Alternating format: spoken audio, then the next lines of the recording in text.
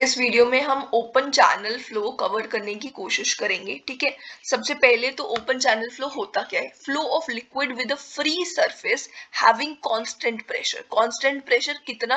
Atmospheric pressure. ठीक है, अगर एक लिक्विड फ्री सरफेस पे फ्लो कर रहा है, ठीक है, और वो भी एटमॉस्फेरिक प्रेशर यानी कि कांस्टेंट प्रेशर क्या? एटमॉस्फेरिक प्रेशर पे फ्लो कर रहा है वो। ठीक है, वो फ्लो को हम बोलेंगे ओपन चैनल फ्लो।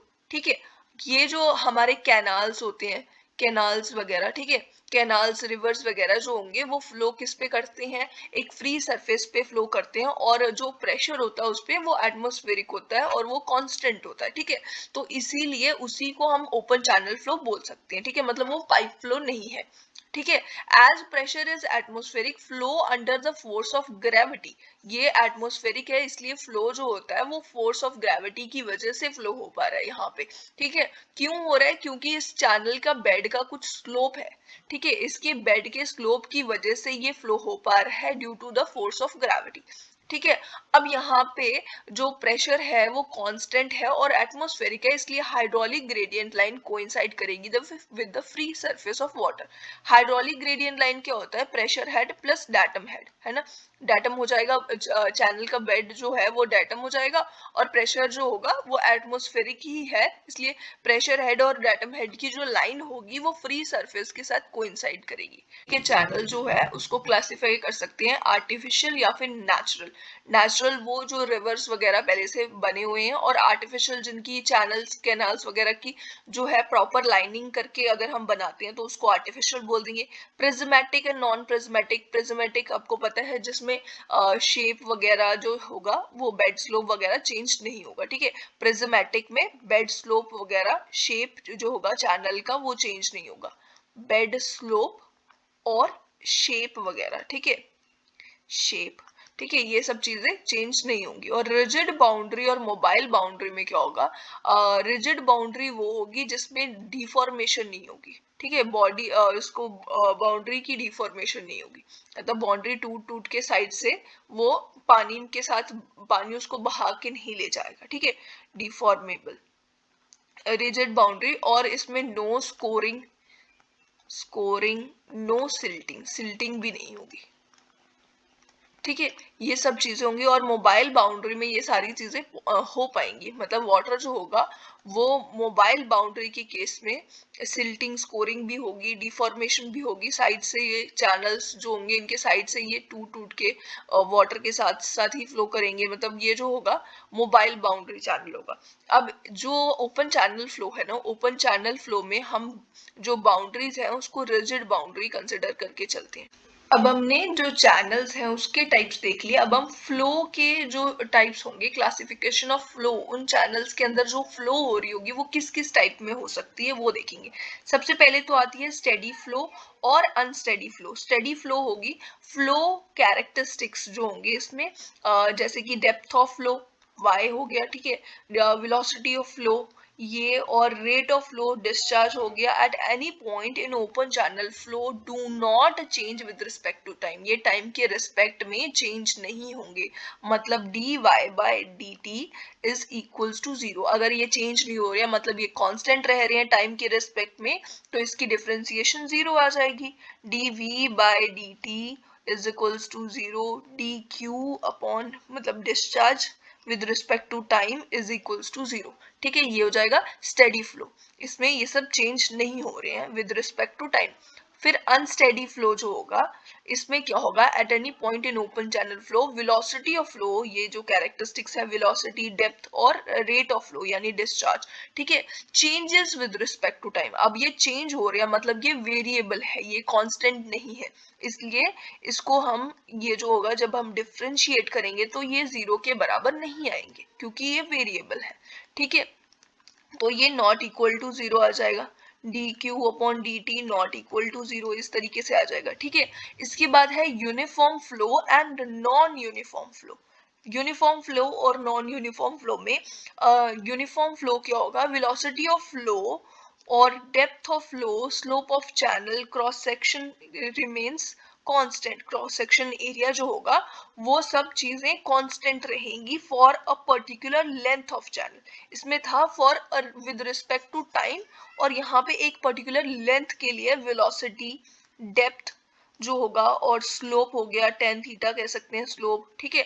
और जो है, या फिर इसको एस से भी लिख सकते हैं, क्रॉस सेक्शन हो गया, ए से लिखेंगे एरिया, क्रॉस सेक्शन एरिया जो होगा पर्टिकुलर, वो रिमेन्स कांस्टेंट, वो कांस्टेंट रहेगा with respect to the length of channel. Length of channel मतलब कि एक स्पेस में कोई इसकी डायमेंशन होगी, एक particular X not comma Y not comma Z not, ठीक है, वहां से लेके x1 comma y1 comma y2 z2, ठीक है, z1, इस तरीके से इस पर्टिकुलर कोई किसी लेंथ तक के लिए ये जो होगी velocity of flow, depth of flow, slope of channel और क्रॉस सेक्शन एरिया जो होंगे वो कांस्टेंट रहेंगे। इसका मतलब कि इसको हम डायरेक्टली इसको हम स्पेस लिख सकते हैं, s से लिख सकते हैं, ठीक है। ये s से लिखेंगे तो हम लिख सकते हैं कि velocity dv upon ds with respect to space is equals to 0, ठीक है।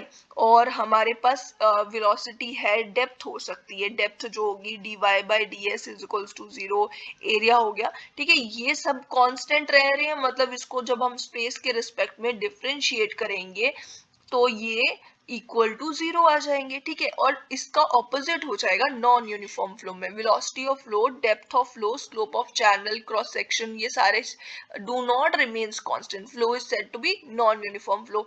मतलब इसमें ये स्पेस के रिस्पेक्ट में जब हम इसको डिफरेंशिएट करेंगे, क्योंकि ये एक पर्टिकुलर लेंथ के लिए कांस्टेंट नहीं रह रहे हैं, तो ये इक्वल टू 0 नहीं आएंगे, मतलब ये वेरी करेंगे, तो ये डिफरेंशिएट करने पे 0 के बराबर नहीं आएंगे, ठीक है। ये सारी चीजें डेप्थ भी, वेलोसिटी भी और एरिया भी not equal to 0 with respect to, अगर हम स्पेस के रिस्पेक्ट में डिफरेंशिएट करते हैं, नॉट इक्वल टू 0, मतलब कि ये कांस्टेंट नहीं रहेंगे। सिंपली आपको इतना याद रखना है कि ये कांस्टेंट नहीं रहेंगे नॉन यूनिफॉर्म फ्लो में, और यूनिफॉर्म फ्लो में कांस्टेंट रहेंगे।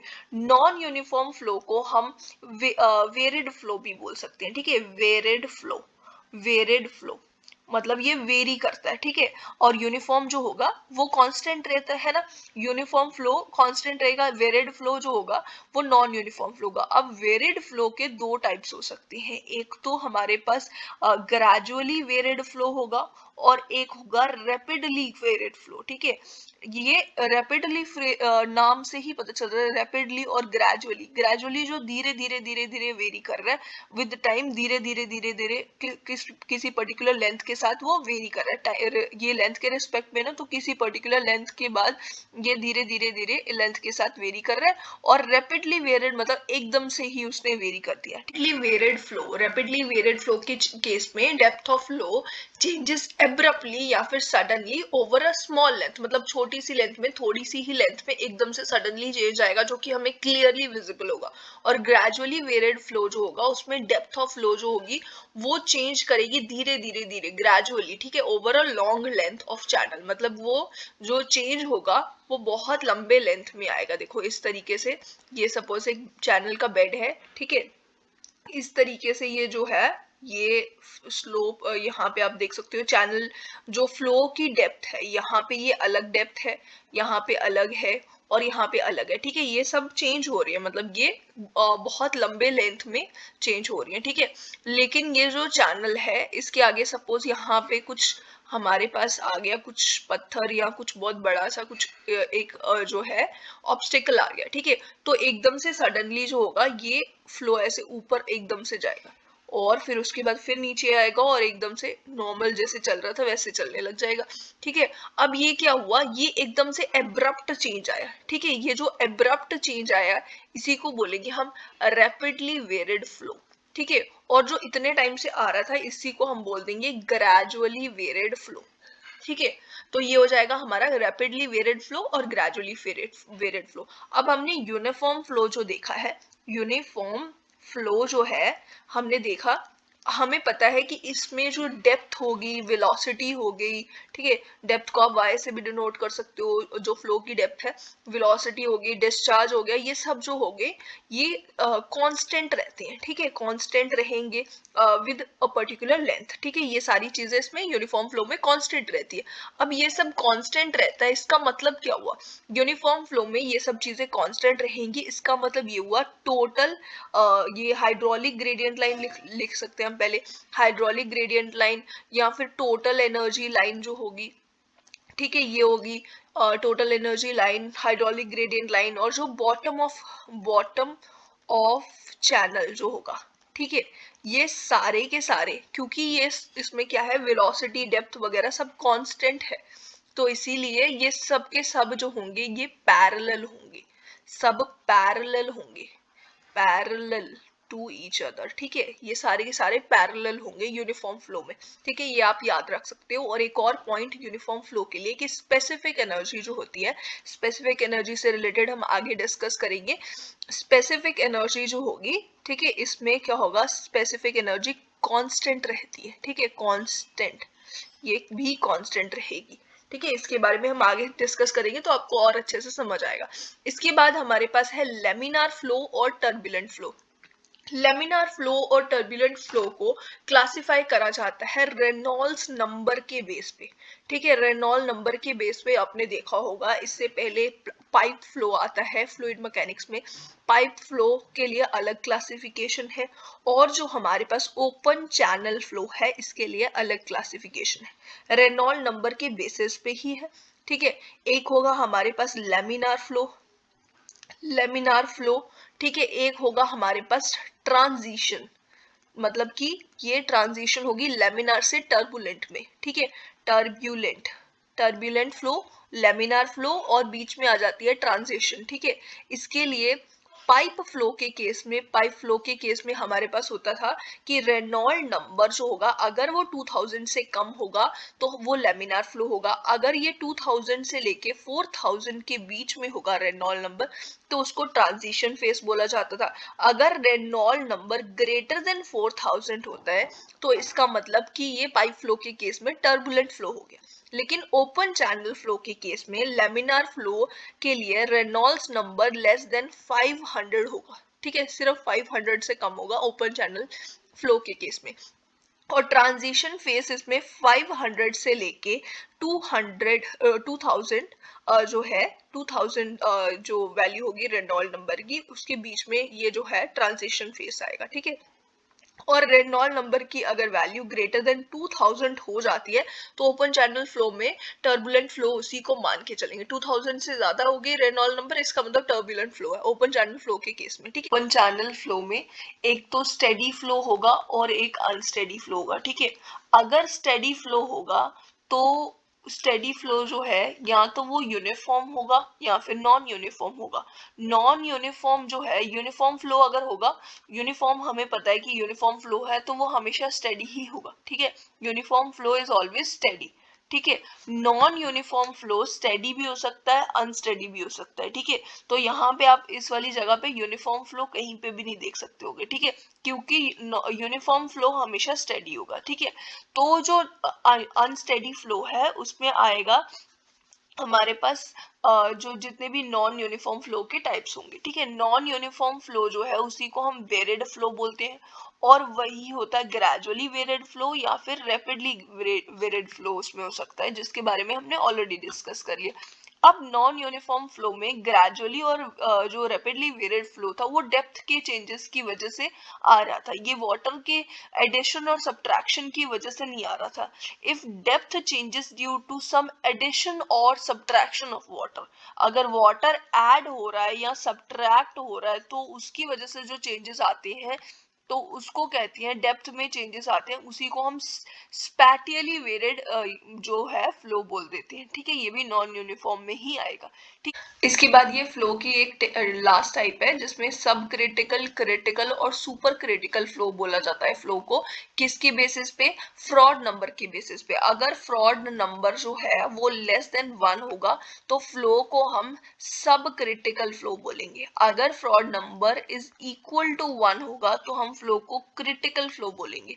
फ्रॉड नंबर अगर ग्रेटर देन 1 होगा, फ्रॉड नंबर ग्रेटर देन 1 होगा तो हम उसको सुपर क्रिटिकल फ्लो बोलेंगे। ठीक है, ये इसी के बेसिस पे होंगे। और सब क्रिटिकल फ्लो के दूसरे नाम हैं जिसको हम ट्रैंक्वाइल या फिर स्ट्रीमिंग फ्लो बोल सकते हैं। ठीक है, ट्रैंक्वाइल जो होता है वो ट्रैंकुलाइज्ड वर्ड आपने सुना होगा, शांत जो होगा उसको ट्रैंक्वाइल बोलते हैं। ठीक है, तो सब क्रिटिकल फ्लो इसको बोलेंगे ट्रैंक्वाइल, और स्ट्रीमिंग फ्लो। क्रिटिकल फ्लो जब Froude number greater than is equals to 1 होगा तो उसको क्रिटिकल फ्लो बोलेंगे। सुपर क्रिटिकल फ्लो जब फ्रॉड नंबर ग्रेटर देन 1 होगा, और इसके दूसरे नाम है शूटिंग फ्लो, रैपिड फ्लो और टॉरेंटियल फ्लो। ठीक है, ये सारे इसके नाम है, सुपर क्रिटिकल फ्लो के नाम है। अब जो फ्रॉड नंबर है, फ्रॉड नंबर क्या होता है? फ्रॉड नंबर होता है root over inertia force upon gravity force. ठीक है, ये आप याद रख सकते हो, ये डायमेंशनल एनालिसिस में ये बताया जाता है। और इसका फॉर्मूला जब हम निकालते हैं इसी में से, इसको हम ओपन करेंगे जब तो उसको कट वगैरह करके जो फॉर्मूला बनता है वो लास्ट में बनता है velocity upon root G D. ठीक है, अब ये D क्या है? यहाँ पे D क्या है? D जो है यहाँ पे आपको याद रखना है, D है हाइड्रोलिक ड्रोलिक हाइड्रोलिक डेप्थ। ठीक है, एक होती है हाइड्रोलिक डेप्थ, यहाँ पे ये D जो है ये हाइड्रोलिक डेप्थ है, इसको मैं यहाँ ब्रैकेट में D लिख देती हूँ। और दूसरी होती है हाइड्रोलिक मीन डेप्थ। ठीक है, मीन डेप्थ जिसको हम बोल देते हैं हाइड्रोलिक रेडियस। ठीक है, यही होता है हाइड्रोलिक रेडियस जिसको हम R से डिनोट करते हैं। हाइड्रोलिक डेप्थ क्या होती है? हाइड्रोलिक रेडियस हमें पता है कि क्या होता है, ये होता है एरिया अपॉन वेटेड पैरामीटर, है ना, यही होता है। और हाइड्रोलिक डेप्थ क्या होती है? Area upon top width. ठीक है, इसी को बोलेंगे टॉप विड्थ को बोलेंगे, एरिया अपॉन टॉप विड्थ को बोलेंगे हाइड्रोलिक डेप्थ, जो कि यहाँ फ्रॉड नंबर में होगी। ये जो यूनिफॉर्म फ्लो है, यूनिफॉर्म फ्लो में हमने जान लिया था कि डेप्थ, वेलोसिटी, डिस्चार्ज और या फिर वेटेड पैरामीटर भी, ठीक है, ये सब कांस्टेंट रहते हैं, remains constant with time, time के रिस्पेक्ट में ये कांस्टेंट होते हैं, ये हमने जान लिया था पहले। ठीक है, और इसके साथ हमने एक और चीज जानी थी कि हमारा हाइड्रोलिक ग्रेडियंट लाइन और हमारे पास टोटल एनर्जी लाइन जो होती है, ये चैनल बेड जो होगा, ये सारे के सारे पैरेलल है एक दूसरे के। ठीक है, ये भी हमने जान लिया था कि अगर ये हमारे पास एक बेड है, ठीक है, ये किसी स्लोप पे है सपोज, ठीक है, तो ये बेड और ये अगर हमारे पास है हाइड्रोलिक ग्रेडियंट लाइन, ठीक है, और ये हमारे पास टोटल एनर्जी लाइन, ठीक है, ये सारे एक दूसरे के पैरेलल हैं। ठीक है, इनकी जो स्लोप होगी, ठीक है, ये हमेशा इक्वल आएगी। यूनिफॉर्म फ्लो के केस में इनकी स्लोप इक्वल आ जाएगी। ठीक है, ये सारे एस नॉट आ गई। ठीक है, सारी स्लोप हमने एस नॉट ले ली। ठीक है, अब इसके बाद यूनिफॉर्म फ्लो में कुछ इक्वेशंस आती हैं। यूनिफॉर्म फ्लो में जो इक्वेशंस आएंगी वेलोसिटी की कैलकुलेशन के लिए, वेलोसिटी की कैलकुलेशन के लिए, वेलोसिटी अगर हमें कैलकुलेट करनी है तो चेजिस फ्लो इक्वेशन आती है। चेजिस की जो इक्वेशन है उसके according velocity is equals to C root over M I, या फिर हम इसी को बोलते हैं C root over R S. अभी आर और एम क्या है? एम और आर एक ही चीज है। ये क्या है? Hydraulic mean depth. अब आप लोगों को पता है कि हाइड्रोलिक मीन डेप्थ क्या है? हाइड्रोलिक मीन डेप्थ जो है वही है हाइड्रोलिक रेडियस।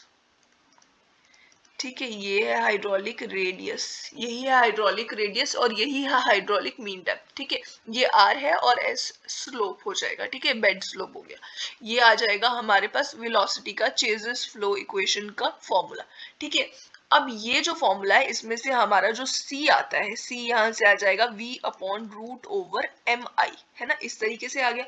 और जो C है आपको याद रखना है, इसमें से हम डायमेंशन फॉर्मूला इसका निकाल सकते हैं। C का डायमेंशन फॉर्मूला L1/2, लेंथ जो है उसकी पावर में 1/2 और टाइम T 1 - 1 इसकी पावर में। ठीक है, ये हमारे पास इसका डायमेंशनल फॉर्मूला आता है। इसका dimensional formula M0 L0 T0 नहीं है। ठीक है, ये डायमेंशनलेस नहीं है, ये आपको याद रखना है। ये इसका इसका ये डायमेंशनल फॉर्मूला हो गया। ठीक है, अब ये जो सी है इसका डायमेंशनल फॉर्मूला हमें पता चल गया। सी निकाल कैसे सकते हैं और किस किस तरीके से, हम कटर्स फॉर्मूला से भी सी निकाल सकते हैं, बेजिन्स फॉर्मूला से भी निकाल सकते हैं, मेनिंग्स फॉर्मूला, इन तीनों फॉर्मूलाज की हेल्प से हम सी जो है वो कैलकुलेट कर सकते हैं। चेजर्स फॉर्मूला का जो चेजर्स कांस्टेंट है उसको हम इन तीनों फॉर्मूला से निकाल सकते हैं, ये आपको याद रखना है। अब मेनिंग फॉर्मूला जो होता है, मेनिंग फॉर्मूला होता है v is equals to 1/n r की पावर में 2/3 s की पावर में 1/2। अब हमें पता है कि डार्सी विस्बैच इक्वेशन एक होती है हमारे पास, HF is equals to FLV² / 2GD। ठीक है, ये हमारे पास होती है ना इक्वेशन। इसमें से हम वेलोसिटी निकाल के, ठीक है, इसमें से अगर हम वेलोसिटी निकालें तो यहाँ पे आ जाएगी v is equals to root over, यहाँ पे आ जाएगा ये HF2GD अपॉन FL। ठीक है, ये आ जाएगा हमारे पास, क्या आ गया, ये हमें वेलोसिटी का फॉर्मूला मिल गया। ठीक है, ये वाला एक फॉर्मूला और एक ये वाला formula is equals to v, यहाँ पे लिख देती हूँ मैं। ठीक है, इन दोनों को अगर हम इक्वेट करते हैं तो हमें चेजर्स फॉर्मूला जो चेजर्स कांस्टेंट है इसकी वैल्यू क्या मिलेगी, c is equals to root over 8gf। ठीक है, ये वाला f क्या है, ये f यहाँ पे ये क्या है, ये हमारे पास है फ्रिक्शन फैक्टर। ठीक है, ये फ्रिक्शन फैक्टर है और फ्रिक्शन फैक्टर F जो होता है is equals to 4 times F dash होता है। ये F डैश क्या होता है, ये हमारे पास होता है कोफिशिएंट ऑफ फ्रिक्शन। ठीक है, ये यहाँ पे F डैश है। ठीक है, ये कोफिशिएंट ऑफ फ्रिक्शन। ठीक है, अब यूनिफॉर्म फ्लो में सबसे इंपॉर्टेंट चीज आती है most economical section of channel. Most economical section जो होगी वो कैसी होगी, जिसमें सबसे ज्यादा जो है डिस्चार्ज आएगा। ठीक है, मैक्सिमम डिस्चार्ज हमें मिलेगा जिस सेक्शन से। ठीक है, most economical section, most efficient section वो होगी जिससे मैक्सिमम डिस्चार्ज मिलेगा। ठीक है, मोस्ट इकोनॉमिकल सेक्शन हो सकती है या बेस्ट सेक्शन या most efficient section. Most efficient वो होगी जिससे हमें मैक्सिमम डिस्चार्ज मिलेगा। ठीक है, डिस्चार्ज मिलेगा। और मोस्ट इकोनॉमिकल वो होगी जिससे कॉस्ट मिनिमम आएगी। ठीक है, कॉस्ट मिनिमम आएगी। तो हमें कुछ ऐसा निकालना है कि मैक्सिमम डिस्चार्ज आए और कॉस्ट मिनिमम आए, कुछ इस तरीके से हमेशा हमें निकालना है, वही होगी हमारी इकोनॉमिक सेक्शन। ठीक है, तो वही हो जाएगी मोस्ट इकोनॉमिकल सेक्शन। तो डिस्चार्ज जो होगा वो मैक्सिमम होना चाहिए। अब डिस्चार्ज जो है हमें पता है कि velocity is equals to c times root mi, ये हमने देख लिया फॉर्मूला। ठीक है, अब ये अगर हम इससे डिस्चार्ज निकालना हो तो discharge is equals to velocity into acceleration होता है। ठीक है, अब इस फॉर्मूला को हम वेलोसिटी इनटू एरिया होता है तो एरिया से हम इस फॉर्मूला को मल्टीप्लाई कर देते हैं। ठीक है, अब ये जो हमारे पास है यहाँ पे m हमें पता है क्या होता है, ये होता है हमारे पास हाइड्रोलिक रेडियस। ठीक है, तो ये हो जाएगा area upon wetted parameter A C, और यहाँ root over area upon wetted parameter, और यहाँ पे ये स्लोप। ठीक है, अब ये जो है यहाँ पे एरिया जो है, एरिया हमें पता है कि कांस्टेंट है। ठीक है, हमारे पास c एक कांस्टेंट है, आई जो होगा स्लोप होगा वो भी कांस्टेंट होगा। ठीक है, तो मतलब हमारे पास ये सारी चीजें कांस्टेंट होगी, इसको मैं के लिख देती हूँ। और हमारे पास क्या बच गया, एक बच गया 1/√p, मतलब जो वेटेड पैरामीटर है। अब discharge is inversely proportional to 1/p। अब जो ये डिस्चार्ज है ये वेटेड पैरामीटर के ऊपर डिपेंडेंट है, मतलब मैक्सिमम डिस्चार्ज जो आएगा वो वेटेड पैरामीटर के ऊपर ही डिपेंडेंट होगा discharge. So discharge will be maximum if wetted parameter will be minimum, जितना कम वेटेड पैरामीटर इतना ज्यादा डिस्चार्ज। ठीक है, क्योंकि इनवर्स रिलेशन आता है ये। ठीक है, ये हो गया। अब ये बात मैं बता दूं, to keep the cost down और minimum wetted parameter for a given discharge should be minimum, और वेटेड पैरामीटर मिनिमम होगा तो उसी को हम कह देंगे एक most economical section. Rectangular channel जो होगा, रेक्टेंगुलर चैनल, यहाँ पे मैं एक रेक्टेंगुलर चैनल ड्रॉ कर देती हूँ। ठीक है, एक रेक्टेंगुलर चैनल, सपोज इसका ये वाटर लेवल यहाँ तक है। ठीक है, तो एक रेक्टेंगुलर चैनल जो होगा वो मोस्ट इकोनॉमिकल कब होगा, मोस्ट इकोनॉमिकल तब होगा जब इसका जो m, यानी कि ये क्या है, हाइड्रोलिक डेप्थ, हाइड्रोलिक डेप्थ जो होगी, इसकी हाइड्रोलिक डेप्थ जो होगी वो किसके बराबर होगी, ये हो जाएगी विड्थ अपॉन 2। जो इसकी विड्थ है, ये है इसकी विड्थ b, ठीक है, ठीक है। तो ये हमारी हो जाएगी b/2।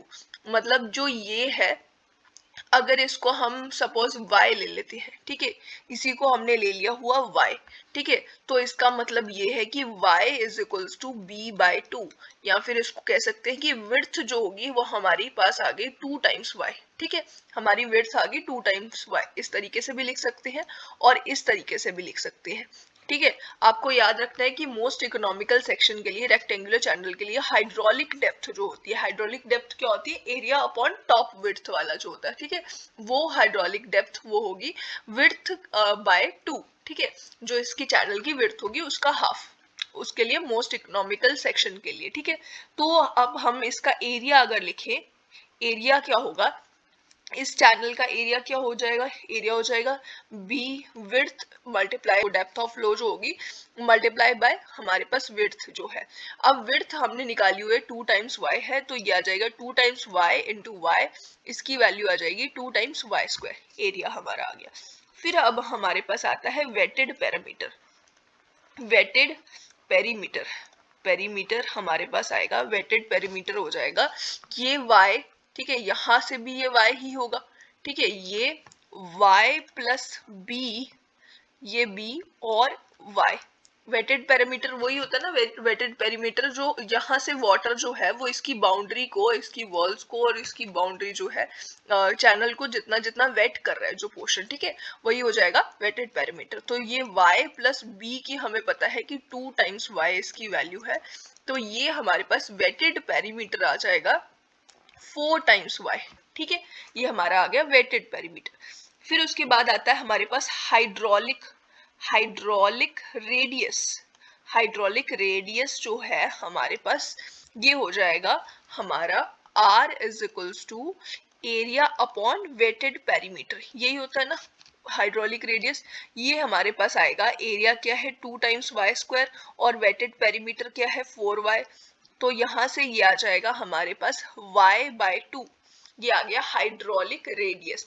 अब टॉप विड्थ क्या होगी इसकी, इस चैनल के लिए टॉप विड्थ क्या होगी, अब रेक्टेंगुलर है ये तो टॉप विड्थ जो होगी वो v के ही बराबर होगी, तो ये हो जाएगी b के बराबर यानी कि 2y, ये हमारी आगे टॉप विड्थ, इसको हम t से डिनोट करेंगे।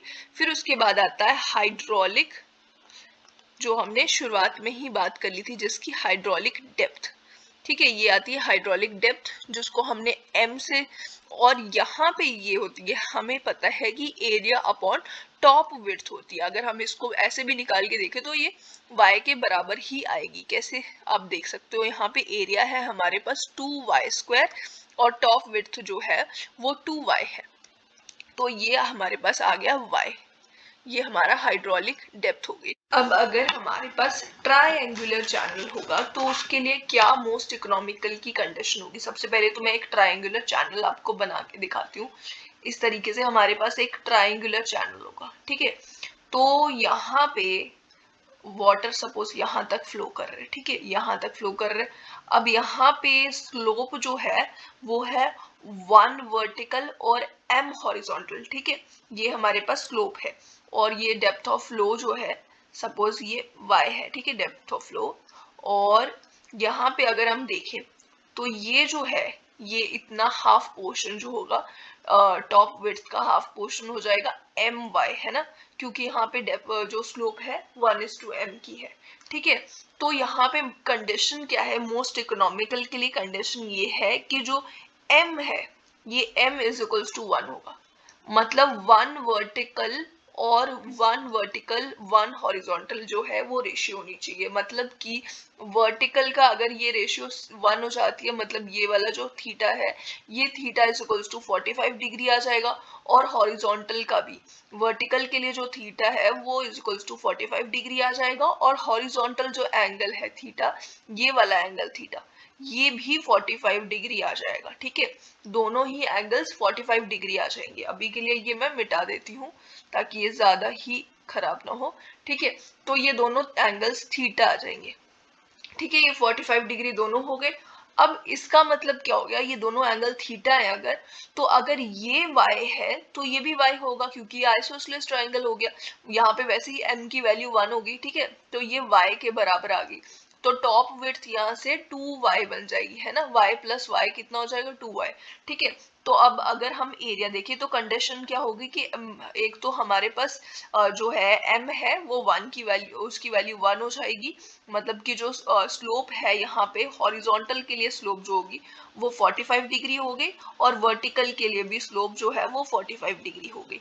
अब एरिया आएगा, एरिया आएगा हमारे पास, एरिया होता है हाफ इंटू लेंथ, जो बेस इंटू हाइट होता है ना ट्राइंगल का। तो बेस क्या है यहाँ पे, अगर हम देखें तो यहाँ पे ये y होगा, अगर हम एक हाफ जो ट्राइंगल है उसको लें तो ये y हो जाएगा यहाँ पे, और ये भी y है यहाँ पे, तो half times y by y multiply by y, ठीक है। इसको 2 से मल्टीप्लाई कर देना क्योंकि इस तरीके के दो ट्राइंगल्स हैं, ठीक है। तो ये आ जाएगा y स्क्वायर, 2 और 2 कैंसिल हो गए, तो एरिया हमारे पास आ गया y स्क्वायर। वेटेड पेरीमीटर क्या होगा, वेटेड पेरीमीटर होगा ये वाला पोर्शन, ये वाला पोर्शन और ये वाला पोर्शन, ऊपर तो कुछ भी नहीं है ना, ये फ्री सरफेस ऑफ वाटर है, तो यहाँ से ये और ये क्या हो जाएगा। अब ये और ये दोनों हम देख सकते हैं इस तरीके से, मैं थोड़ा बड़ी बना देती हूँ डायग्राम। हमारे पास ये इस तरीके से ये है ना, एक ट्राइंगल है, ठीक है, यहाँ पे भी y है, यहाँ पे भी y है, तो ये हो जाएगा √2 टाइम्स y, है ना, ये हो जाएगा ना। तो वेटेड पेरीमीटर क्या हो गया, 2 टाइम्स √2 टाइम्स y, ठीक है, ये आ जाएगा, और ये 2√2y बन जाएगा, ठीक है। ये हमारे पास हो जाएगा, क्योंकि दोनों साइड से लेना है, दोनों की साइड्स लेनी है दोनों ट्राइंगल्स की, तो ये हो जाएगा हमारा perimeter, wetted perimeter. Hydraulic radius क्या हो जाएगा, इन दोनों की ratio area upon perimeter, area हो जाएगा y स्क्वायर अपॉन 2√2y, तो ये हमारे पास आ गया y अपॉन 2√2, ठीक है। ये आ गया हाइड्रोलिक रेडियस। टॉप विड्थ हमने पहले ही देख ली थी कि वो y प्लस y हो जाएगी 2y, ठीक है। हाइड्रोलिक डेप्थ कितनी हो जाएगी, अब ये आ जाएगी एरिया यानी कि y स्क्वायर अपॉन 2y, तो ये आ जाएगी हमारे पास y/2, हाइड्रोलिक डेप्थ आ गई इस केस में y/2। इसके बाद है most economical trapezoidal channel. Trapezoidal channel most economical तब होगा जब half of the top width जो होगी, टॉप विड्थ का half must be equal to one of the sloping side, sloping side के किसी एक स्लोपिंग साइड के बराबर होगी टॉप विड्थ का हाफ, ठीक है। एक तो ये कंडीशन है। दूसरा कि semi circle, if semi circle is drawn from O क्या है, मतलब ये जो है टॉप विड्थ जो है इसका सेंट्रल पोर्शन ओ ले लिया, with radius equal to depth of flow, depth of flow अगर y है, ठीक है, इसका ये रेडियस है, ठीक है। ये यहाँ से अगर हम इसको ड्रॉ करते हैं एक सेमी सर्कल, ठीक है, तो वो सेमी सर्कल तीनों साइड्स को टच करना चाहिए, ठीक है। ये y हमने रेडियस ले लिया और इसी के थ्रू हमने एक सेमी सर्कल ड्रॉ करा, तो उसको तीनों साइड्स को टच करना चाहिए, इस तरीके से सेमी सर्कल ड्रॉ होना चाहिए कि वो तीनों साइड्स को टच करे, ठीक है। तो ये भी एक कंडीशन है इसकी, ठीक है, ये आपको याद रखना है, ठीक है। और इसके बाद हम आते हैं अब टॉप विड्थ वाली बात पे कि तो और एक और मेन चीज ये है कि जो स्लोप होगी, ठीक है, ये वाला हमारे पास ट्रेपेजॉइडल चैनल है, इसकी स्लोप जो है 1:m स्लोपिंग साइड जो होगी उसकी होगी ना, तो m की वैल्यू 1/√3 होगी, ठीक है, ये हो जाएगा। और जो ये है थीटा जो एंगल है वर्टिकल का हॉरिजॉन्टल का, वर्टिकल का हो जाएगा 30 डिग्री, हॉरिजॉन्टल के लिए थीटा जो एंगल होगा वो हो जाएगा 60 डिग्री, ठीक है। ये वाला एंगल हो जाएगा वर्टिकल का, ये हॉरिजॉन्टल का, और ये वर्टिकल का एंगल हो जाएगा, ठीक है। हॉरिजॉन्टल के लिए 60 डिग्री और वर्टिकल के लिए 30 डिग्री, ठीक है। और अब हम आते हैं टॉप विड्थ पे। तो टॉप विड्थ जो होगी, टॉप विड्थ का हाफ जो होगा वो स्लोपिंग साइड के बराबर होगा। अगर हम देखें ये इसकी जो विड्थ है, बॉटम विड्थ अगर इसको b लेके चलते हैं तो यहाँ पे ये भी b आ जाएगा, ठीक है, क्योंकि ये बीच वाला पोर्शन रेक्टेंगुलर है, ठीक है, ये रेक्टेंगुलर है, इसकी जो डेप्थ ऑफ फ्लो है वो y है, ठीक है। तो ये वाला पोर्शन क्या आ जाएगा, ये हो जाएगा ना, क्योंकि ये स्लोपिंग साइड जो है वो 1:m की है, तो ये my आ जाएगा दोनों साइड से, my हो गया दोनों साइड, ठीक है। तो यहाँ पे ये जो m है इसकी वैल्यू 1/√3 है, तो ये आ जाएगा y/√3, ये वाला पोर्शन भी, और ये भी पोर्शन हो जाएगा y/√3, और यहाँ पे सेंटर में b है, वी है, बॉटम की जो विड्थ है वही वी है और वो टॉप पे भी वी ही है, ठीक है। तो ये आ जाएगा किसके बराबर, स्लोपिंग साइड जो है, स्लोपिंग साइड का अब क्या आएगा, यहाँ पे ये y है और ये एम वाई है, मतलब कि यहाँ पे अगर हम देखें ये जो एक ट्राइंगल है ये है एम वाई और यहाँ पे y है, ठीक है। एक ट्राइंगल को मैंने ले लिया यहाँ पे, तो इसका हाइपोटेनियस की वैल्यू क्या हो जाएगी, ये 1 वर्टिकल और m हॉरिजॉन्टल लिखा हुआ है, ठीक है। तो इसकी वो हाइपोटेनियस की वैल्यू हो जाएगी हमारे पास m जो है, m की वैल्यू 1/√3 है, ठीक है। तो यहाँ पे इसकी हाइपोटेनियस की वैल्यू हो जाएगी 2y/√3, ठीक है। इसकी स्लोपिंग साइड की वैल्यू आ जाएगी 2y/√3। तो ये t/2 जो है वो 2y/√3 के बराबर है। इसका मतलब टॉप विड्थ हो जाएगी 4y/√3। ये आपको याद रखनी है। टॉप विड्थ मतलब इस तरीके से आप निकाल सकते हो, ठीक है। टॉप विड्थ ये हो जाएगी। अब जो टॉप विड्थ है वो हमें पता है किसके बराबर है, टॉप विड्थ है हमारे पास b plus M Y. M क्या है, मतलब 1/√3 है तो y/√3 लिख सकती हूँ मैं इसको, ठीक है। प्लस y/√3, ठीक है, 2 बार आएगा ये, यहाँ पे आ जाएगा b central portion plus y/√3 और y/√3, तो ये आ जाएगा इज इक्वल्स टू 4y/√3 है। तो इसका मतलब क्या हो गया, यहाँ से जो विड्थ है, बॉटम विड्थ है, वो कितनी आ जाएगी, वो आ जाएगी 2y/√3। मतलब स्लोपिंग साइड्स जो होंगी वो बॉटम विड्थ के बराबर ही, ऑलमोस्ट मतलब बराबर ही आ गई, ये आ गई 2y/√3, ठीक है। अब हमारे पास बॉटम विड्थ की वैल्यू हमें मिल चुकी है 2y/√3, ठीक है। यहाँ पे हम लिख सकते हैं 2y/√3। अब इसी से हम निकालेंगे, हमारे पास टॉप विड्थ आ गई है, बॉटम विड्थ जो है वो आ गई है।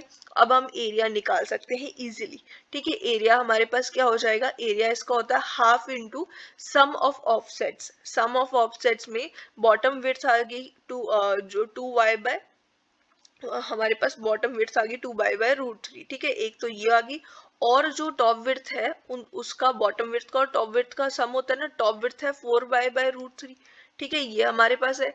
और इसके साथ हमने क्या मल्टीप्लाई करना है, डेप्थ ऑफ फ्लो को, y को मल्टीप्लाई कर दिया, ये हमारे पास 6y/√3 आ जाएगा, तो ये आ जाएगा 3y/√3, ठीक है। इसको कैंसिल कर दिया मैंने 2 से, तो ये y के साथ मल्टीप्लाई हो गया, ये आ गया √3y², ठीक है। ये हमारे पास एरिया आ गया।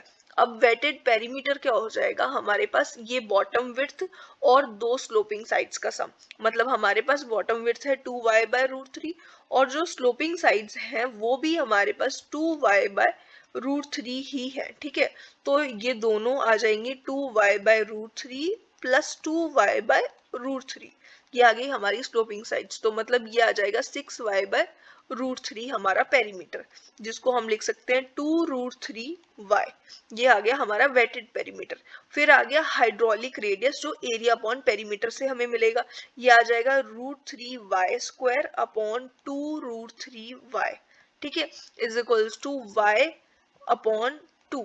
ये आ गया हमारे पास हाइड्रोलिक रेडियस। हाइड्रोलिक डेप्थ क्या हो जाएगी, area upon top width. Area हमारे पास है √3y² और टॉप विड्थ है हमारे पास 4y अपॉन √3, ठीक है। तो यहाँ से ये आ जाएगा, 3 ऊपर चला गया, 3/4y, ठीक है। ये हमारे पास आ गया है हाइड्रोलिक डेप्थ, ठीक है। अब जो सर्कुलर चैनल है इसके केस में सिर्फ आपको दो कंडीशंस याद रखनी है। पहले तो मैं आपको ये बता देती हूँ कि ये एक सर्कुलर चैनल है, ठीक है। ये सपोज इसकी डेप्थ ऑफ फ्लो है, ठीक है, इतनी ये डेप्थ ऑफ फ्लो है, और ये यहाँ से साइड से ये एंगल कुछ सेंटर पे सबटेंड कर रहा है, और ये एंगल हो जाएगा 2 थीटा हो जाएगा, ठीक है। ये थीटा और ये थीटा, तो ये 2 थीटा एंगल हो जाएगा, ठीक है। सेंटर पे ये इसके साइड्स जो होंगी वो सेंटर पे ये 2 थीटा एंगल सबटेंड कर रही है, ठीक है। तो मैक्सिमम वेलोसिटी अगर हमें चाहिए होगी सर्कुलर चैनल के केस में, तो हमारे पास कंडीशन क्या है कि हमारा जो डेप्थ ऑफ फ्लो है, डी बोलो या स्मॉल डी बोलो या वाई बोलो, ठीक है। ये वाई जो है इसी को मैं स्मॉल डी भी बोल रही हूँ, ठीक है। और ये जो है चैनल की टोटल जो विड्थ है उसको कैपिटल डी से डिनोट करा जाता है, ठीक है। ये आ गई कैपिटल डी, ठीक है, या फिर इसको डायमीटर भी बोल सकते हैं क्योंकि ये सर्कुलर चैनल है। तो ये आ जाएगी 0.81 टाइम्स डी, कैपिटल डी के, ठीक है। ये कैपिटल डी के 0.81 टाइम्स आ जाती है। ये हमारी स्मॉल डी मतलब डेप्थ ऑफ फ्लो। ठीक है, एक ये कंडीशन है। दूसरी कंडीशन इसके साथ ये है कि ये जो हाइड्रोलिक रेडियस है वो आ जाएगा 0.305 टाइम्स। ठीक है, ये आ जाएगा कैपिटल डी के, या फिर आप 0.3 डायरेक्टली याद रख सकते हो कैपिटल डी के। ठीक है, ये आ जाएगा। और 2 थीटा जो है हमारे पास एंगल जो है वो आएगा 257 डिग्री और 30 सेकेंड्स। ठीक है, और इसी को हम लिख सकते हैं theta is equals to 128 degree 45 seconds.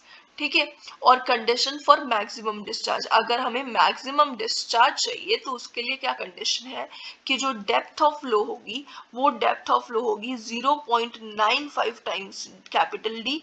ठीक है, और जो हमारे पास हाइड्रोलिक रेडियस होगा वो हो जाएगा 0.29 टाइम्स कैपिटल डी। ठीक है, इस केस में।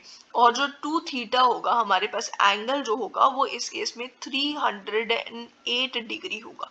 और जो इसको अगर हम स्मॉल थीटा अगर लेके चलें, सिर्फ थीटा लेके चलें, 2 थीटा से डिवाइड कर दें इसको, इसका इस पूरे को 308 को, तो ये आ जाएगा 154 डिग्री। ठीक है, ऐसे भी आप याद रख सकते हो, ऐसे भी जहां से मतलब जिस तरीके से आपको सही लगे। ठीक है, अब इस पे बेस मैंने एक न्यूमेरिकल लिखा हुआ, the depth of flow for maximum velocity. Maximum velocity चाहिए है तो चैनल सर्कुलर सेक्शन के लिए with diameter equal to 1.5 metre इसका डायमीटर दे रखा है। ठीक है, तो मैक्सिमम वेलोसिटी चाहिए है तो इसका डेप्थ ऑफ फ्लो पूछी हुई है। डेप्थ ऑफ फ्लो यानी कि y यानी कि small d is equals to maximum velocity के केस में होता है 0.81 टाइम्स कैपिटल D, मतलब कि ये आ जाएगा 0.81 टाइम्स 1.5, और इसकी वैल्यू आएगी 1.215। इसकी ये वैल्यू आ जाएगी मीटर्स में। अब आती है हमारे पास स्पेसिफिक एनर्जी और specific energy curve. Specific energy जानने से पहले हमें पता है कि टोटल एनर्जी क्या होती है। टोटल एनर्जी हो जाती है datum, datum plus potential head plus kinetic head, है ना। ये हो जाती है डाटम जो है हम उसको जनरली Z लेके चलती हैं। पोटेंशियल हेड अगर जो प्रेशर हेड है वो H है। ठीक है, इसको हो जाएगा, ये हो जाएगा हमारे पास पोटेंशियल हेड प्लस जो हमारे पास काइनेटिक हेड होता है या काइनेटिक एनर्जी जिसको बोल लो एच v² अपॉन 2g हो जाएगा। ठीक है, ये h जो होगा इसको जनरली हम स्मॉल में लिखते हैं। ठीक है, तो हम स्मॉल में भी लिख सकते हैं। ठीक है, तो total energy the channel bottom को अगर हम डाटम ले लें, अगर हमने डाटम जो z है वो चैनल के बॉटम को ही ले लिया तो total energy per unit weights अब क्या हो जाएगी, small h potential head plus kinetic head, क्योंकि हमने चैनल के बॉटम को ही डाटम ले लिया, तो ये हो जाएगी हमारी टोटल एनर्जी E। ठीक है, अब स्पेसिफिक एनर्जी क्या होती है, energy per unit weight of the liquid with respect to the bottom of the channel. Channel के बॉटम के रिस्पेक्ट में एनर्जी पर यूनिट वेट, ये होती है हमारी स्पेसिफिक एनर्जी। और जो हमने ये लिखा है ना total energy per unit weight with respect to the datum ही लिखा है, तो ये हमारी हो जाएगी स्पेसिफिक एनर्जी, यही हो जाती है स्पेसिफिक एनर्जी। ठीक है, ये आ जाएगी हमारी स्पेसिफिक एनर्जी। और हमारे पास इसके बाद अब हमें निकालना है स्पेसिफिक एनर्जी कर्व। अब इसके लिए हमें अगर कर्व निकालना है तो हमें कुछ चीजें और इसको थोड़ा सा इस इक्वेशन को मॉडिफाई करना होगा। हमारे पास जो है ये एनर्जी स्पेसिफिक एनर्जी की इक्वेशन है h+v² अपॉन 2g, है ना, इस तरीके से है। और अगर हम इसको चाहें तो ये जो पोटेंशियल हेड है इसको हम थोड़ा सा मॉडिफाई कर सकते हैं। जो हमारे पास काइनेटिक हेड है इसको हम थोड़ा मॉडिफाई कर सकते हैं। v इज इक्वल्स टू हमारे पास क्या होता है, डिस्चार्ज हमें पता है कैपिटल Q डिस्चार्ज होता है हमारे पास, है ना। ये हो जाता है एरिया इंटू वेलोसिटी, वेलोसिटी हो जाता है Q अपॉन एरिया, है ना। ये आ जाता है डिस्चार्ज अपॉन एरिया।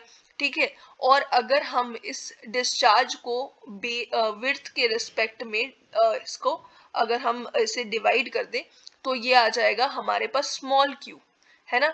ये small q discharge per unit width ये हो जाता है, और ये एरिया जो है इसको भी हमने विड्थ से डिवाइड कर दिया। ठीक है, यहाँ पे सिर्फ जो है हाइट बच जाएगी फिर सिर्फ। ठीक है, तो यहाँ पे आ जाएगा v is equals to q upon h। ठीक है, ये हमारे पास आ गया। अब इस काइनेटिक हेड को हम लिखेंगे q² upon 2 times g 2gh², इस तरीके से लिख देंगे इसको हम।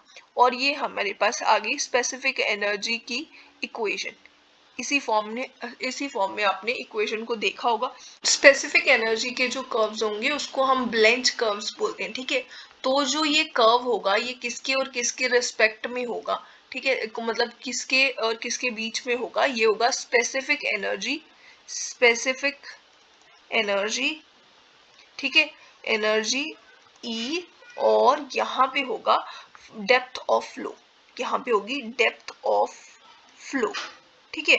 यहाँ पे सबसे पहले तो पोटेंशियल हेड जो है उसके लिए, अगर पोटेंशियल एनर्जी के लिए हम बनाए तो ये 45 डिग्री होगा एंगल, ठीक है। ये है पोटेंशियल एनर्जी के लिए इज इक्वल्स टू H, ये हमारे पास पोटेंशियल एनर्जी का कर्व आ गया। अब काइनेटिक एनर्जी का कर्व जो है अगर हम देखें, ये डेप्थ ऑफ फ्लो जो है H जो है, ठीक है, H के इनवर्सली प्रोपोर्शनल है। काइनेटिक एनर्जी जो है ई के इज इक्वल्स टू, ये है Q² अपॉन 2gh² है ना, तो ये किसके प्रोपोर्शनल है, ई के is inversely proportional to h², है ना, ये आ जाएगा h² के इनवर्सली प्रोपोर्शनल है। तो कुछ इस तरीके का कर्व बनेगा, ये इस तरीके से, ठीक है, ये इस तरीके से कर्व जाएगा। और यहाँ पे ये मैं रब कर देती हूँ, ठीक है, ये इस तरीके का कर्व होगा। और अगर हम इससे अब स्पेसिफिक एनर्जी का कर्व बनाते हैं, ये ई के का कर्व है, ठीक है, अगर हम इसी से स्पेसिफिक एनर्जी का कर्व बनाएं तो कुछ इस तरीके का कर्व बन जाता है, ठीक है।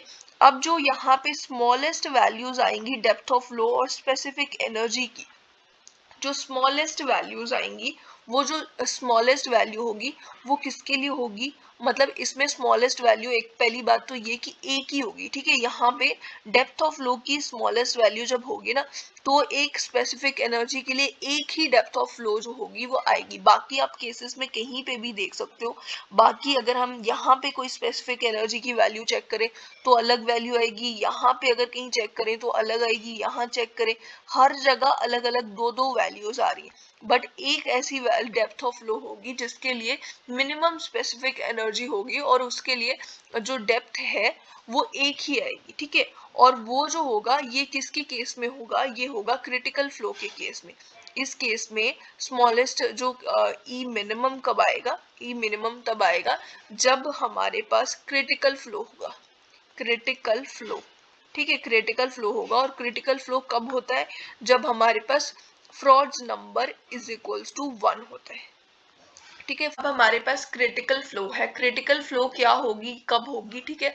अब यहाँ पे अगर हम ग्राफ देखें, ये ग्राफ मैंने सिर्फ अब स्पेसिफिक एनर्जी का ग्राफ बनाया। स्पेसिफिक एनर्जी जब मिनिमम होगी तो हमें एक डेप्थ मिलेगी, ठीक है, बाकी केसेस में दो अलग अलग डेप्थ्स मिल रही होंगी, ठीक है, हर एक केस में दो डेप्थ मिलेगी। सिर्फ एक स्पेसिफिक एनर्जी जब मिनिमम होगी तब हमें एक ही डेप्थ मिलेगी, ठीक है।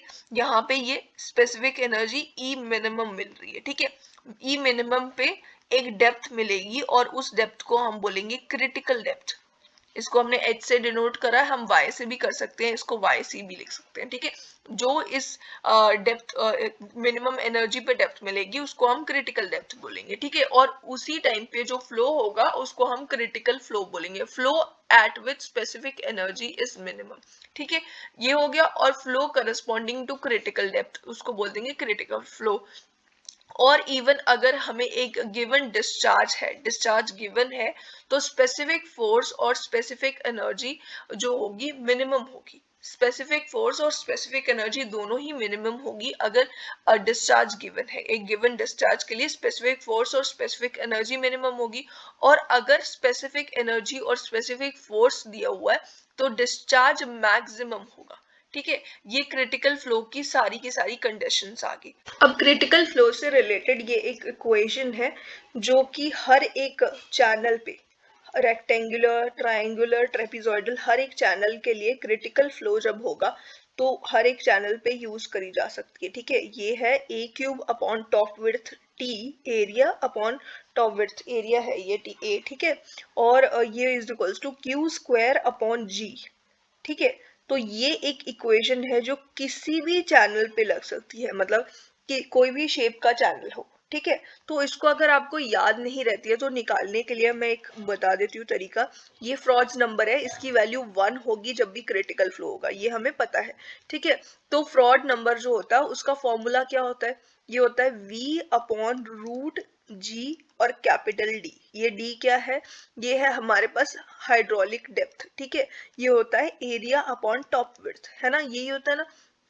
और इसको अगर हम एरिया से मल्टीप्लाई डिवाइड कर देंगे, यहाँ पे हमने एरिया से मल्टीप्लाई डिवाइड कर दिया, ये आ गया ऊपर एरिया इंटू वेलोसिटी, क्या हो गया, डिस्चार्ज आ गया। ठीक है, और नीचे आ जाएगा एरिया और यहाँ पे G into area upon top width, इस तरीके से आ जाएगा। ठीक है, तो ये टी जो है टॉप विड्थ जो है इसको मैं ऊपर लेके जाती हूँ, टी की पावर में 1/2 डिस्चार्ज अपॉन एरिया के पावर में क्या आ जाएगा, यहाँ पे 1 पावर है और यहाँ 1/2, तो ये 3/2 एरिया की पावर आ गई, जी की पावर में 1/2 आ गया। ठीक है, और इसको 1 से इक्वेट कर देना है।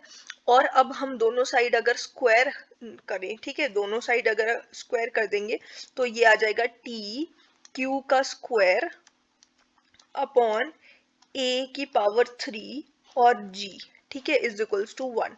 और इसको रीअरेंज करेंगे तो हमें यही वाली इक्वेशन मिल जाएगी।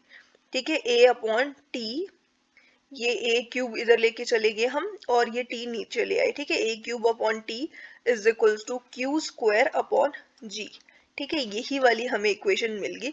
ये सबसे सिंपलेस्ट है, नहीं तो दूसरा तरीका क्या हो सकता है, इसमें से हमारे पास जो एनर्जी की इक्वेशन है, एनर्जी मिनिमम होती है ना स्पेसिफिक एनर्जी क्रिटिकल फ्लो के टाइम पे, तो हम उसको डिफरेंशिएट करके जो है डिफरेंशिएट करके एनर्जी को, मिनिमम एनर्जी स्पेसिफिक एनर्जी की इक्वेशन को और जीरो से इक्वेट कर सकते हैं। ठीक है, उससे भी हमें ये एंड में ये मिल ही जाएगा। ठीक है, फॉर्मूला, तो आपको बस ये फॉर्मूला जो है याद रखना है, ये हर एक चैनल पे यूज करा जा सकता है। अब क्रिटिकल डेप्थ क्या होती है, depth of flow of water at which specific energy is minimum. जो स्पेसिफिक एनर्जी होती है इस क्रिटिकल डेप्थ पे वो मिनिमम होगी हमेशा। ठीक है, तो वही डेप्थ को बोलेंगे क्रिटिकल डेप्थ, जब स्पेसिफिक एनर्जी मिनिमम होगी। अब इसके लिए भी एक क्राइटेरिया है। ठीक है, अब हमारे पास जो स्पेसिफिक एनर्जी है E इज इक्वल्स टू, ये था potential head plus kinetic head v square upon 2g था। हमने v की जगह पे क्या लिख दिया था, v की जगह हमने यूज करा था हमारे पास v is equals to discharge per unit area होता है। ठीक है, डिस्चार्ज अपॉन एरिया कर सकते थे, और फिर उसके बाद इसको Q को चेंज करा था, Q is equals to small q upon width. ठीक है, ये हमने किसके लिए करा था, ये इक्वेशन जो अब इससे आई थी हमारे पास, वो आ गई थी हमारे पास h प्लस यहाँ पे q small q square upon 2gh square. ये जो इक्वेशन है ये स्पेसिफिक एनर्जी की इक्वेशन है। अगर इसको हम डिफरेंशिएट करें विद रिस्पेक्ट टू h और इक्वेट करें जब जीरो से, तो हमें क्या मिलेगा, हमें मिलेगा 1 plus Q square upon 2g, और h की पावर में 2 है ना, तो ये -2 h की पावर -3। अगर हम इसको इक्वेट करा हुआ जीरो से हमने, तो इससे हमें क्या मिल जाएगा, h की वैल्यू अगर हम यहाँ से निकालें, 2 और 2 कैंसिल हो जाएंगे ना, h की वैल्यू यहाँ से आएगी q स्क्वायर अपॉन g की पावर में 1/3। ठीक है, ये हमारे पास h की वैल्यू आएगी। अब ये किसके लिए होगी, ये है क्रिटिकल डेप्थ जो होगी रेक्टेंगुलर चैनल के लिए। इस तरीके से ही हमें critical depth for rectangular channel मिलती है, क्योंकि ये हमने जो किया है जो एरिया जो है डिस्चार्ज जो है इसको विड्थ से डिवाइड करा है, जो ये सब चीजें हमने करी है ये एक तरह से रेक्टेंगुलर चैनल के लिए करी है। इसी तरीके से हम बाकी चैनल्स के लिए भी लिख सकते हैं। इन सब रेक्टेंगुलर, ट्रायंगुलर और पैराबोलिक चैनल्स से जब हम डेराइव करते हैं जो इक्वेशन है हमारे पास, उसको डिफरेंशिएट करते हैं, इक्वेट करते हैं जीरो से या फ्रॉड नंबर की हेल्प से, हम ये सब जो फॉर्मूलाज हैं ये डेराइव कर सकते हैं। तो ई मिनिमम जो होगी रेक्टेंगुलर के केस में, ई मिनिमम की वैल्यू आ जाएगी 3/2 टाइम्स क्रिटिकल डेप्थ। ठीक है, क्रिटिकल डेप्थ के 3/2 टाइम्स हमारे पास एनर्जी आएगी, मिनिमम एनर्जी।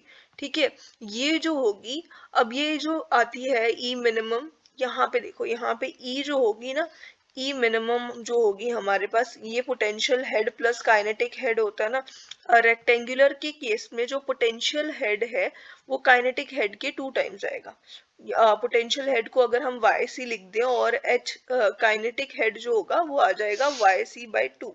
ठीक है, उस हिसाब से ये 3 YC/2, मतलब वाई सी क्या है, क्रिटिकल डेप्थ है। ठीक है, इतना ये इस तरीके से ही आती है हमारी ई मिनिमम। इसी वे में ट्राइंगुलर जो केस है, ट्राइंगुलर के केस में ई मिनिमम जो होगा वो हो जाएगा पोटेंशियल हेड यानी कि वाई सी, और यहाँ पे काइनेटिक हेड पोटेंशियल हेड के जो है 4 टाइम्स डिवाइड बाय 4 आ जाएगा। मतलब कि ये इसको 4 टाइम्स डिवाइड कर दें 4 से, तो ये आएगा हमारे पास हमारा ये पोटेंशियल हेड, काइनेटिक हेड। ठीक है, तो ये आ जाएगा 5YC/4।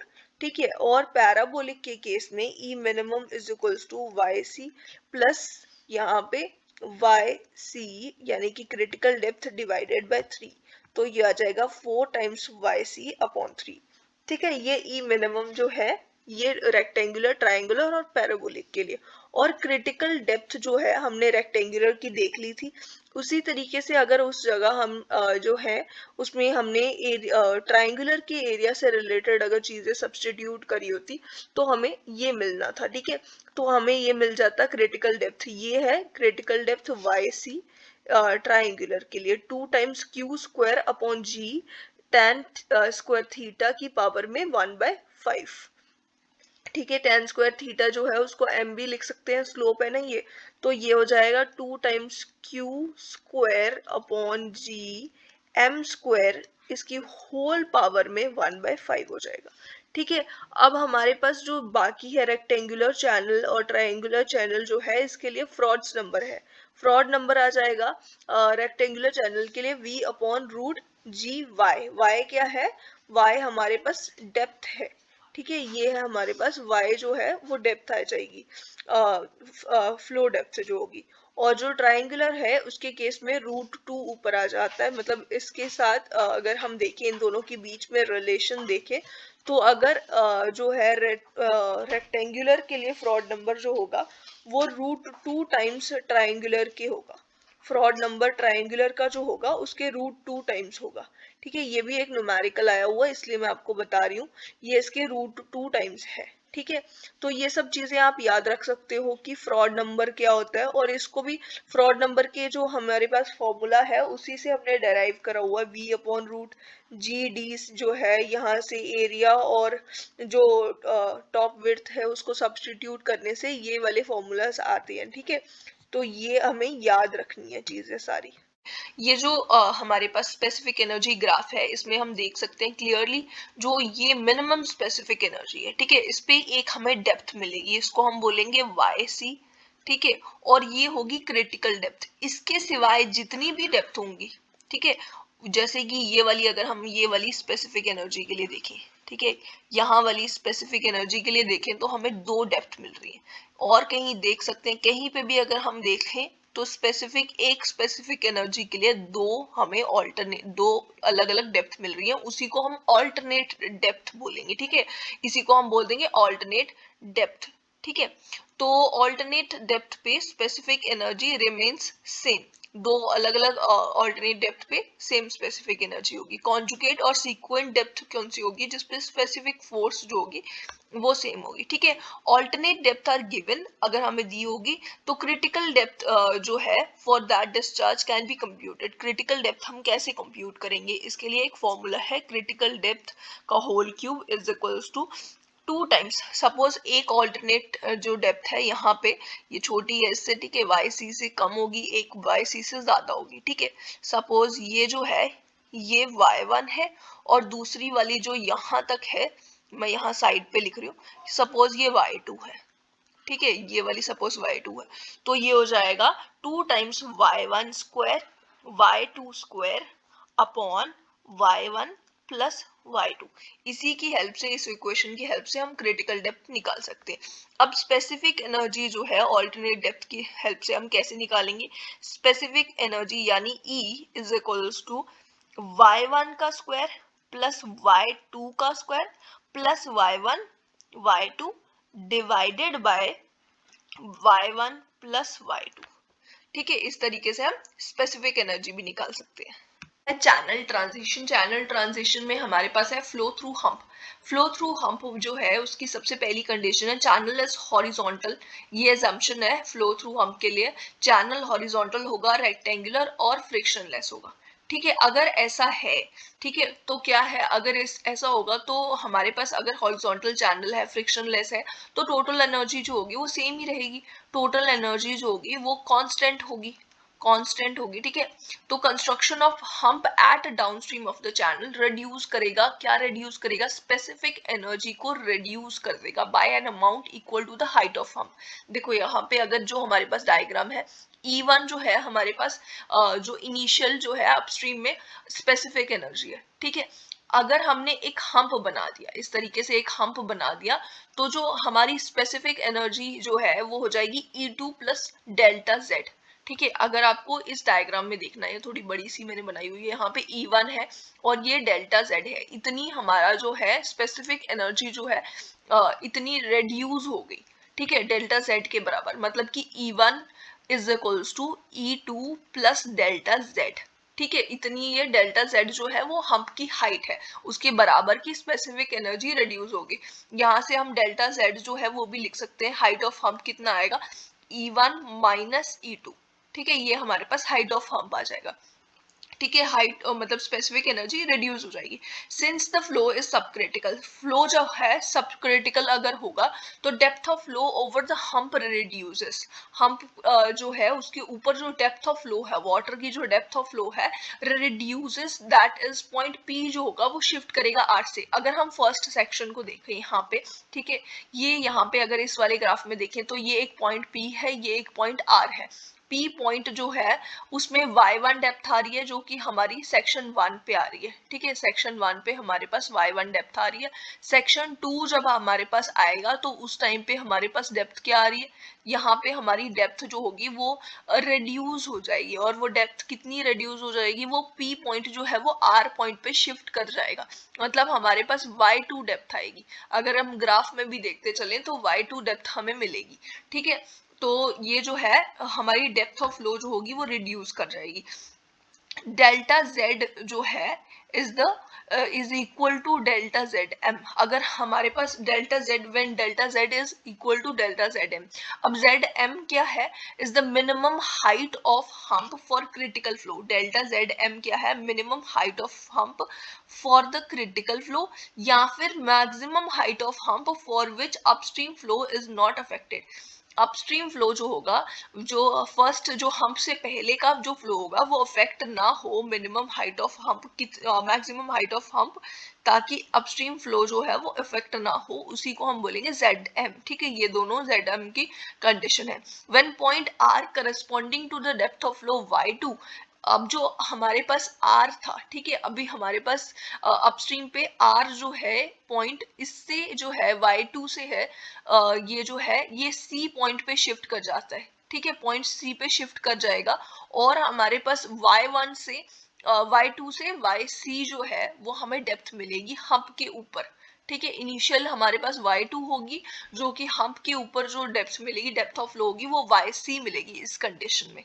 तो हमारे पास स्पेसिफिक एनर्जी हो जाएगी E is equals to E C, जो critical energy plus delta M Z M. ठीक है, ये हो जाएगी हमारे पास कंडीशन। ठीक है, corresponding depth of flow Y C हमें मिलेगी, और वो उसके अकॉर्डिंग जो स्पेसिफिक एनर्जी हो जाएगी वो हो जाएगी E1 प्लस जो critical energy plus delta M Z Zm। ठीक है, it means that delta Zm the flow of downstream becomes critical. अब जो डाउनस्ट्रीम फ्लो है इसका मतलब कि अगर ये दोनों इक्वल हो जाते हैं, डेल्टा Z और डेल्टा Zm, यानी कि minimum height of hump for critical flow, अगर ये इक्वल हो जा रही है, इसका मतलब कि हमें क्रिटिकल जो डाउनस्ट्रीम फ्लो जो होगी वो क्रिटिकल मिलेगी, डाउनस्ट्रीम फ्लो। ठीक है, और अगर डेल्टा जेड जो है हाइट ऑफ हम्प जो हमारे पास है, अगर वो minimum height of hump for critical flow से कम हो जाती है, अगर इससे कम वैल्यू है हमारे पास हाइट ऑफ हम्प की, तो इसका मतलब क्या है कि हमारे पास जो फ्लो आएगा डाउनस्ट्रीम एंड पे फ्लो सब क्रिटिकल होगा। ठीक है।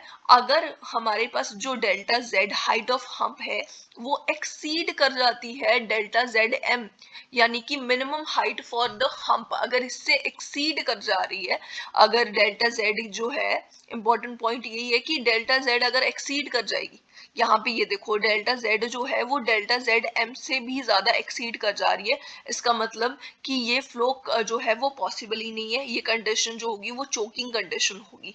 ठीक है। अब इसको पॉसिबल कराने के लिए हमें जो डेप्थ ऑफ फ्लो अपस्ट्रीम में है वो हमें बढ़ानी पड़ेगी। अपस्ट्रीम में डेप्थ अगर हमारे पास y1 है तो y1 डैश जो है उसको इंक्रीज कर देंगे। ठीक है, y1 डैश तक लेके जाएंगे, और स्पेसिफिक एनर्जी अगर E है तो E1 है तो E1 से E1 डैश पर हम लेके जाएंगे, स्पेसिफिक एनर्जी को इतनी इंक्रीज हो जाएगी। ठीक है, ताकि जो क्रिटिकल डेप्थ है डाउनस्ट्रीम पे, क्रिटिकल डेप्थ तक तो मिनिमम आए ही आए हम्प की। ठीक है, हम्प के ऊपर जो डेप्थ हो वो मिनिमम कम से कम क्रिटिकल डेप्थ के बराबर ही हो, इतनी हमने इसकी जो डेप्थ है, इनिशियल डेप्थ है, अपस्ट्रीम डेप्थ है, वो इंक्रीज करनी होगी। ठीक है, ये तीन इसकी कंडीशंस है, ये तीनों कंडीशन है, अगर इक्वल हो जाती है या फिर डिक्रीज कर जाती है या इंक्रीज कर जाती है हाइट ऑफ हम्प। ठीक है, अब अगर हम यहाँ पे देखें तो हमारे पास एक न्यूमेरिकल है, in a 2 meter wide rectangular channel, uniform flow occurs at a depth of 2 meter. The velocity of flow being 2g की पावर में 1/2 यानी कि √2g m per second. ठीक है, ये सेकेंड है. The height of hump which can be raised without causing efflux will be. Question के according the height of hump which can be raised without causing efflux. efflux cause नहीं करना मतलब हमें rise नहीं करनी है. Initial depth जो होगी ना, हमारी जो इनिशियल डेप्थ है हमें इंक्रीज करनी पड़ती है ना, जो लास्ट केस हमने देखा। ठीक है, तो हमें राइज नहीं करना है, उसके लिए हमें क्या चाहिए होगा कि मिनिमम जो हमारे पास डेप्थ हो, हमारी डाउनस्ट्रीम एंड पे हम्प के पास जो डेप्थ हो, हम्प के ऊपर जो फ्लो डेप्थ ऑफ फ्लो हो वो कम से कम YC के बराबर हो। मतलब कि YC अगर हमारे पास डेप्थ होगी तो क्रिटिकल एनर्जी होगी उसकी करस्पॉन्डिंग डाउनस्ट्रीम एंड पे, मतलब हम्प के ऊपर जो होगी वो क्रिटिकल एनर्जी, स्पेसिफिक एनर्जी होगी। ठीक है, तो यहाँ पे कंडीशन आ जाएगी E1 is equals to EC, यानी कि critical specific energy plus minimum specific energy, plus यहाँ पे आ जाएगा डेल्टा Z जो कि होगा हाइट ऑफ हम्प। तो डेल्टा Z की वैल्यू हमारे पास आ जाएगी E1 माइनस EC। ठीक है, E1 जो है यानी कि स्पेसिफिक एनर्जी जो इनिशियली होगी वो हमारे पास होगी potential energy plus kinetic energy. ठीक है, ये आ जाएगा हमारे पास Y1 plus V1 square upon 2G। ठीक है, जिसकी वैल्यू हमारे पास हो जाएगी Y1 हमें दिया हुआ है, एक 2 मीटर वाइड रेक्टेंगुलर चैनल है, uniform flow occurs at the depth of 2 meter, 2 meter हमें दिया हुआ है। V1 जो है वो वेलोसिटी है, वेलोसिटी कितनी है 2g की पावर में 1/2 और इसका होल पावर 2 है। ठीक है, अपॉन 2g। ठीक है, ये आ जाएगा हमारे पास 2 प्लस ये यहाँ से ये कैंसिल, और यहाँ पे 2g और अपॉन 2g नीचे रह गया तो ये इसकी वैल्यू 1 ही हो जाएगी, ये 3 आ जाएगा। मतलब कि इनिशियल जो स्पेसिफिक एनर्जी है वो 3 है। ठीक है, और क्रिटिकल स्पेसिफिक एनर्जी क्या आ जाएगी, वो हो जाएगी 3/2 YC। अब हमें इसके लिए सबसे पहले तो YC निकालना पड़ेगा, YC is equals to Q square upon G इसकी पावर में 1/3 है ना, ये फॉर्मूला होता है हमारे पास। तो हमारे पास Q जो है हमें अभी पहले Q निकालना पड़ेगा। Q हो जाएगा Q is equals to area into velocity, ये होता है ना हमारे पास डिस्चार्ज। ठीक है, ये कैपिटल Q होता है, और इसको अगर हम विड्थ से डिवाइड कर देते हैं तो ये हमारे पास स्मॉल q आ जाता है पर यूनिट विड्थ। ठीक है, ये आ जाएगा, और अगर हम इसमें देखें तो velocity into width, velocity into एक जो एरिया जो है उसकी एक डायमेंशन के साथ इसको कैंसिल कर दिया तो एक डायमेंशन बच गई। तो यहाँ से ये आ जाएगा वेलोसिटी हमारे पास √2g है, और विड्थ कितनी है वो हमें 2 दी हुई है, 2 मीटर वाइड रेक्टेंगुलर चैनल है। तो ये यहाँ से आ गया √2 जी। ठीक है, ये हमारे पास Q आ गया, Q की वैल्यू आ गई। तो YC की वैल्यू क्या आ जाएगी यहाँ से, ये आ गया 2√2g की पावर में 2 अपॉन 9.81 लिख सकते हैं हम G को, या फिर G हमारे पास ऑलरेडी है। ठीक है, तो इसकी पावर में 1/3। तो ये जो 2 है यहाँ पे आ जाएगा 2 की पावर में 2 मल्टीप्लाई बाय 2, और g जो है g रूट के अंदर ही था तो ये g अपॉन g है, ये दोनों कैंसिल हो जाएंगे, ठीक है। ये 1/3 आ गया ऊपर, मतलब 2 की पावर में 3 की पावर में 1/3, यानी कि इसकी वैल्यू 2 ही आ जाएगी। ये आ जाएगा yc की वैल्यू हमारे पास 2 आ गई, ठीक है। yc अगर हमारे पास 2 आ गया तो हमें ec यानी कि क्रिटिकल एनर्जी जो है हमारे पास 3/2 इज इक्वल्स मल्टीप्लाई बाय 2, ठीक है। ये आ जाएगी 3, ec की वैल्यू भी 3 आ गई। और यहाँ पे ये delta z is equals to क्या हो जाएगा, E1 माइनस EC, मतलब कि 3 माइनस 3, तो मतलब डेल्टा z जो है वो हमें रिक्वायर्ड ही नहीं है, हम की जरूरत नहीं है।